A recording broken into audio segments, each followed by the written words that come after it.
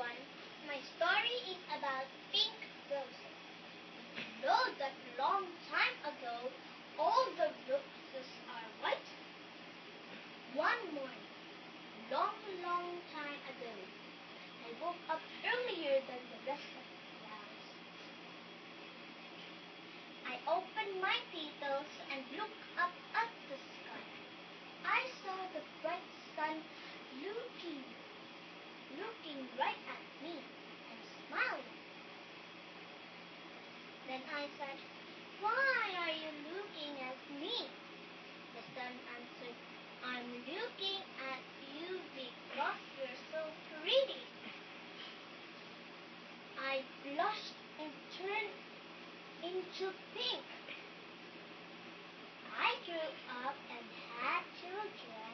All of my children are pink also.